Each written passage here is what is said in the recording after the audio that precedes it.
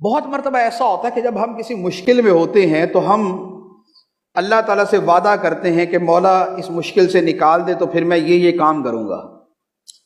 میرے پاس اس وقت میں مشکل میں ہوں، اگر مجھے مال عطا فرما دے تو میں تیری راہ میں اتنا صدقہ کروں گا۔ یا بیمار ہوتا ہے تو بیماری میں دعا مانگتا ہے کہ یا اللہ مجھے شفا عطا فرما دے، آئندہ میں نمازیں پڑھوں گا، میں سارے کام کروں گا۔ جیسے آج کل کسی کو کورونا ہو جائے تو کیا کیا وعدے کرتا ہے، وہ سارے وعدے کر رہا ہوتا ہے کہ یا اللہ اب تو میں بالکل بندہ ہی بن کے رہوں گا، سارے وعدے کرتا ہے۔ لیکن جب اللہ تعالیٰ اس بندے کو اس کی مطلوبہ شے دے دیتا ہے تو اب وہ وعدے کو ایسے بھول جاتا ہے کہ جیسے کبھی کیا ہی نہیں تھا۔ اللہ تعالیٰ اس کے بارے میں قرآن پاک میں فرماتا ہے، ارشاد فرمایا وَمِنْهُمْ مَنْ عَاهَدَ اللَّهَ لَئِنْ آتَانَا مِنْ فَضْلِهِ لَنَصَّدَّقَنَّ وَلَنَكُونَنَّ مِنَ الصَّالِحِينَ۔ فرمایا کہ کچھ لوگ ایسے ہیں کہ جو یہ کہتے ہیں کہ اگر اللہ ہمیں بہت سا مال دے دے نا تو ہم اتنا صدقہ کریں گے اور اتنے نیک بن جائیں گے، لَنَصَّدَّقَنَّ بڑا صدقہ کریں گے، وَلَنَكُونَنَّ مِنَ الصَّالِحِينَ اور نیک بن جائیں گے ہم، نمازیں، روزے، طہارت، خیرات، زکوٰۃ، تلاوت، ذکر، اذکار، خوف خدا، ماں باپ کی خدمت، پڑوسیوں سے اچھا سلوک، سارے نیک کام کریں گے۔ لیکن فرمایا کہ پھر کیا ہوا،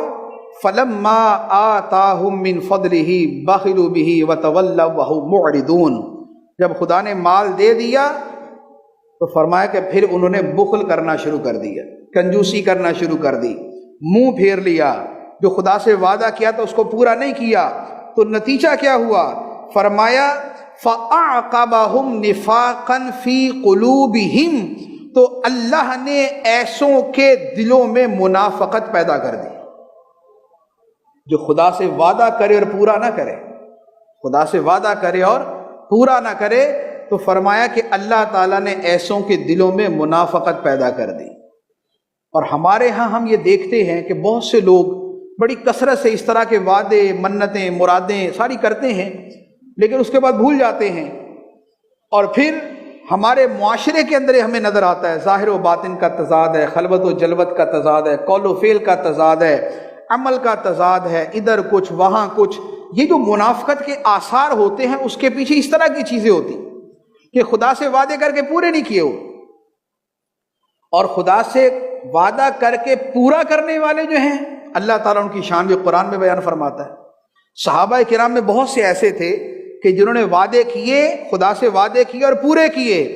اللہ تعالیٰ نے قرآن کے اندر ان کی شان بیان فرمائی، فرمایا من المؤمنین رجال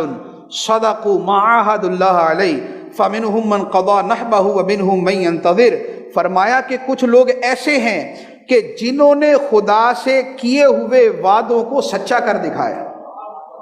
فرمایا کوئی تو وہ ہے جو وعدہ پورا کر چکا، اور کوئی وہ ہے جو ابھی انتظار کر رہا ہے کہ جب وقت آئے گا تو خدا سے کیے ہوئے وعدے کو پورا کروں گا۔ اور صحابہ کرام کے وعدے پتہ کس طرح کے تھے، سبحان اللہ۔ ایک جنگ کے موقع پہ ایک صحابی تھے، غزوہ بدر کے اندر وہ شرکت نہ کر سکے، کسی وجہ سے غزوہ بدر میں شرکت نہ کر سکے، تو انہوں نے کہا کہ اگر کوئی دوبارہ ایسا موقع آیا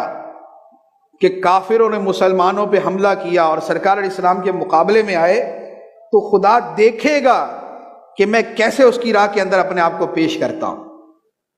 یہ انہوں نے وعدہ کیا۔ اب ہوا یہ غزوہ احد آ گیا، غزوہ احد کے اندر وہ جنگ میں شریک ہوئے اور راہ خدا میں ایسے لڑے ایسے لڑے ایسے لڑے، شہید ہو گئے۔ شہید ہونے کے بعد جب لاشوں کو تلاش کرنا شروع کیا گیا تو وہ صحابی ملے ہی نہ کہ وہ کدھر گئے، اور کیسے ملے؟ ان کی ہمشیرہ نے جب لاشوں کو چیک کیا تو اپنے اس بھائی کو صرف یہ انگلیوں کے پوروں سے پہچانا، کیونکہ بدن کا ہر جز زخموں سے چور چور ہو چکا تھا۔ کافروں نے شہید کر کے ناک کاٹ دیا تھا، کان کاٹ دیے تھے، چہرہ بگاڑ دیا تھا، بدن کے اعضاء کاٹ دیے تھے۔ 72 یا 82 تلواروں اور نیزوں کے زخم ان کے بدن پر موجود تھے، پورا بدن زخموں سے لہو لہان کہ کوئی صحابی پہچان نہ سکا۔ ان کی ہمشیرہ نے انگلیوں کے پوروں سے پہچانا کہ یہ میرا بھائی ہے۔ یہ تھے جنہوں نے خدا سے وعدہ کیا تھا کہ اگلا موقع آئے گا تو پھر انشاءاللہ ہم خدا کی راہ میں اپنے آپ کو پیش کریں گے، اور یہ پورا کر دکھایا۔ تو رب نے ان کی شان بیان فرمائی کہ کوئی وہ ہے کہ جو اپنی منت کو پورا کر چکا، اپنے کہنے کو پورا کر چکا، اور کوئی وہ ہے جو ابھی انتظار کر رہا ہے کہ کب موقع آئے گا